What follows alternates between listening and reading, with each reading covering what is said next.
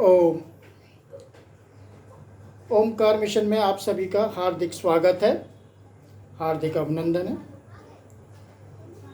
तो आज के प्रकरण में मैं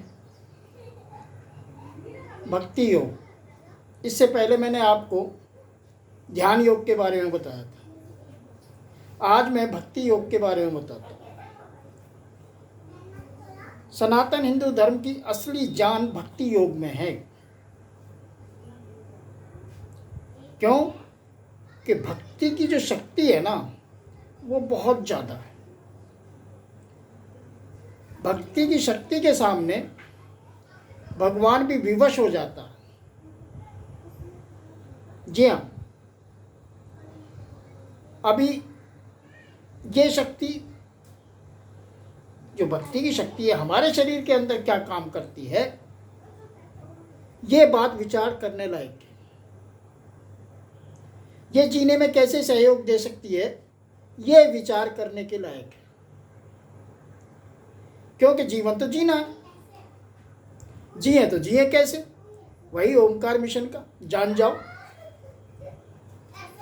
तो जान जाओ के प्रकरण में ही तो ये जिए तो जिए कैसे चल रहा है। उसी के लिए मैंने आपको पहले तो ध्यान योग बताया था, आज मैं बताने जा रहा हूँ भक्ति योग। दरअसल भक्ति में शक्ति बहुत है। इस शक्ति के सामने भगवान भी विवश हो जाते हैं। अंदाजा लगाइए कि भक्ति की शक्ति से दुर्वासा ऋषि जैसे महान ऋषि को भी नतमस्तक होना पड़ा था।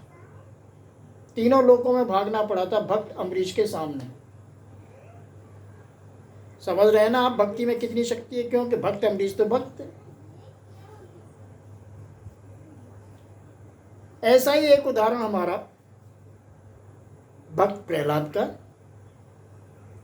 उनकी भक्ति के सामने भगवान को विवश होके खंबे से भी फोड़ के निकल के आना पड़ा था। समझ रहे हैं ना देसी भाषा। मैं आपको पौराणिक लच्छेदार भाषा में नहीं बता सकता, क्योंकि मैं कथावाचक तो हूं नहीं, लेकिन तथ्य तो समझा ही सकता हूं ना कि भक्ति में कितनी शक्ति है। अच्छा, ये भक्ति की परिभाषा का भी प्रश्न है कि भक्ति है क्या।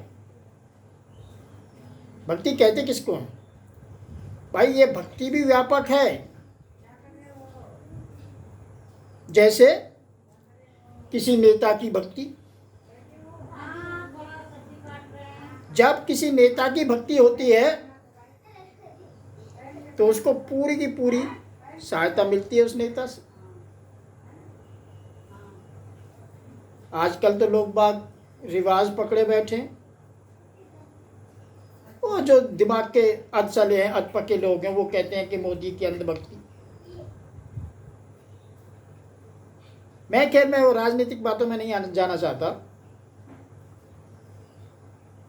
लेकिन मैं तो भक्ति समझाने के लिए लगा हूं। भक्ति का मतलब है व्यक्ति का अपने इष्ट के प्रति पूर्णतः समर्पित होना। उसमें तन, मन, धन तीनों चीज समर्पित करनी पड़ती हैं, तो वो भक्ति कहलाती। भक्ति के स्वरूप तो मैं अगली बार बताऊंगा। लेकिन उस भक्ति से होता क्या है भाई। देखो, जो राजनीतिक उदाहरण मैंने आपको बता रहा हूँ, जो नेताओं के उदाहरण हैं, आप उनकी भक्ति कीजिए तो साथ के साथ आपको प्रतिफल मिलता है। आर्थिक तौर पे, विकास के तौर पे, पता नहीं किस किस तौर पे आपको जो प्रतिफल मिल सकता है। तो भक्ति की शक्ति के कारण मिलता है ना। ये भक्ति इतनी विहंगम है। ऐसी भगवान की भक्ति है। भगवान के प्रति आप जिस तरह से नेताओं के प्रति आप भक्ति दिखा सकते हैं, कुछ लोग, मेरा मतलब सबसे नहीं है, लेकिन कुछ लोग जो नेताओं के प्रति भक्ति दिखाते हैं, उसी तरीके से अगर भगवान के प्रति भक्ति दिखाई जाए तो भगवान अपनी कृपा से उसको पूरी तरीके से सराबोर करते हैं, सराबोर रखते हैं।